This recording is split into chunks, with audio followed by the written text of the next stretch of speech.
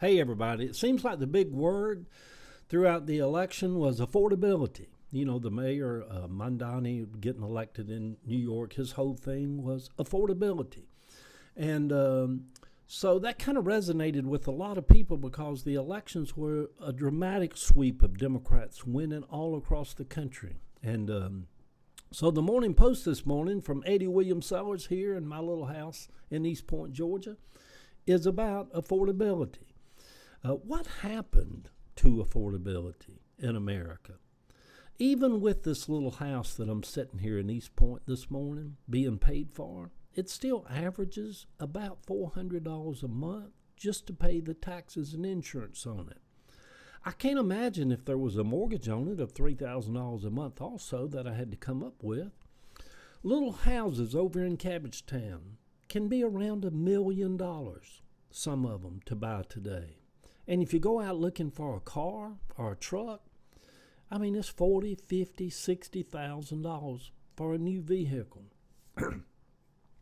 What happened to affordability in the country? I'm not a penny pincher, never have been, but I ran into Kroger yesterday and just picked up a couple of little things, just 2 bags, and it was $140 at the checkout for just a couple of small bags of a few things. That's not buying groceries. That's just picking up a few things. $140. That's why everybody laughed at all the MAGA people, or you people out here on Facebook and all, was all whining and complaining about, the price of eggs, the price of eggs. We knew that was silly. It was stupid, y'all. You looked ignorant doing that. The price of eggs. Good Lord. I'll give you a dozen eggs. You come by my house. I got hens out here. You, of all things to be worried about, MAGA was worried about the price of eggs. That's why everybody laughed when all that was going on. What about the real problem? The high cost of living, of just existing. In 1972, I made $2.30 an hour. And Kathy, my wife at that time, made $2.25 an hour. We rented a house in East Atlanta and bought a Chevy Nova, financed because my brother-in-law, Larry, co-signed for me. And we saved up enough money to pay cash to Georgia Baptist Hospital for Heather to be born there. Grady would have been free. But Kathy had heard all these horror stories about Grady Hospital and didn't want to go there. So we saved our money up, $300 we had to have. And you went through the Shepherd Clinic over there, and Heather was born at Georgia Baptist Hospital, paid in full, lock, stock, and barrel. $300 was a lot of money back then. Yeah, y'all hear that from old folks, don't you? A quarter was a lot of money back then. We lived life between the two of us, making a combined together maybe $5 an hour. What happened to affordability in America? Trust me, we struggled. We would put Heather's Christmas on layaway every year at Kmart, but we would still go down at least once a week and eat at Zesto's, a Chubby Decker, or a Footlong. And some weeks we would buy us those paint-by-number sets over at like Zayre's or Ridgeway's, and we would lay out of work every once in a while, the two of us, and we'd smoke weed and paint-by-number sets and play that big old floor model stereo with Marvin Gaye music.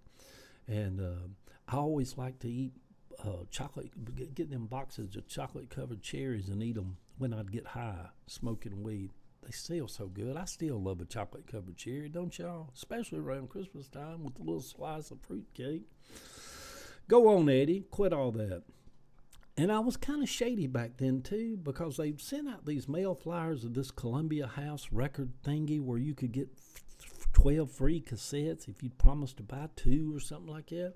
I'd mail them in, get those 12 cassettes. I never did pay them for them, never did buy no more. I was shady, wasn't I? I wonder if anybody else did that. Can you imagine a young person just starting out today trying to live in East Atlanta and having a car payment of a Chevy Nova? Man, that was a good car. I wish I had that little car. And trying to survive and building a life along the way? What happened to affordability? What happened to it? It is hard to believe that the new mayor of New York City is only 34. 34 seems so young and naive. He's got just as much experience as Donald Trump has to become president. You know, he's got a lot better heart about him. I'd say that. People's like, oh, Eddie, you can't judge other people's hearts. Of course you can. Of course you can. They wear it right out there in front of them. You see me, you hear me, you hear me, you see my heart, you hear my heart. Yeah, it ain't that complicated, people. Of course we can judge them. He is filled with hopes and dreams of making life better for those who elected him. Maybe it's just me, but I love dreamers. I relate to them. I have always been a dreamer myself, kind of. When I was a boy, I dreamed of one day getting out of Cabbagetown and moving to a better place. Someplace like Forest Park, where the houses were cuter over there and the streets looked nicer. The people didn't look down on you from being from a place like Cabbagetown, which was a white slum. The cold is heading to Atlanta in just a few days. Tuesday, I think they said it's going to be down to like 29 here. I sit here in a warm house this morning. I know I beat a dead horse sometimes while talking so often about there is nothing in life ever better than a warm house on a cold morning. But I will never not remember, as a boy, living in cold houses with no heat, and how hard it was to get up on those mornings to wake up in a cold house. I ask yourself this, y'all. Why is Trump so hell-bent on taking poor people's health insurance subsidies away from them? So hell-bent that he will allow the government shutdown to continue over the fight to take away poor people's insurance. Ask yourself, why is that?